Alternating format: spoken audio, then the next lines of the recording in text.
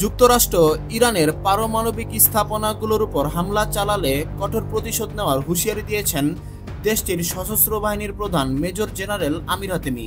সোমবার 23 জুন এক ভিডিও বার্তায় তিনি বলেন, ইতিহাস সাক্ষী, আমেরিকা আমাদের উপর যতবার হামলার চেষ্টা করেছে ততবারই তারা কঠিন জবাব পেয়েছে। এবারও তার ব্যতিক্রম হবে না।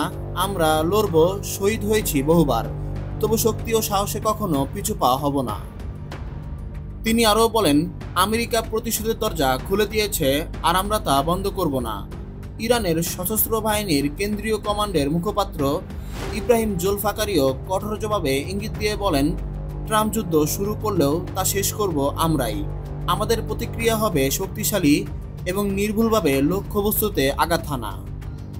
এর আগে 13 জুন রাতে ইসরায়েল অপারেশন রাইজিং লায়ন নামে হঠাৎ এক অভিযানে ইরানের রাজধানী তেহরান সহ বিভিন্ন সামরিক ঘাঁটি, পরমাণু গবেষণা কেন্দ্র এবং আবাসিক এলাকাগুলোতে হামলা চালায়।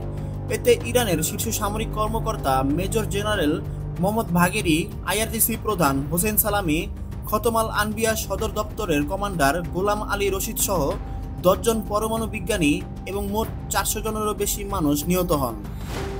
এর প্রতিশোধে ইরান 21 জুন রাতে অপারেশন টু প্রমিস 3 চালায়। এই অভিযানে ইরানের ব্যালিস্টিক ক্ষেপণাস্ত্র ইসরায়েলের উন্নত আকাশ প্রতিরক্ষা ব্যবস্থা ভেদ করে গুরুত্বপূর্ণ স্থাপনায় আঘাত হানে। হতাহতের সংখ্যা কম হলেও ইসরায়েল বড় ধরনের ক্ষতির মুখে পড়ে। এরই মধ্যে 21 জুন রাতে যুক্তরাষ্ট্র ইরানের ফোর্দো, নাতাঞ্জ ও ইস্পাহানের 3টি গুরুত্বপূর্ণ পারমাণবিক স্থাপনায় হামলা চালায়। এতে যুদ্ধ আরও ছড়িয়ে পড়ার আশঙ্কা দেখা দিয়েছে।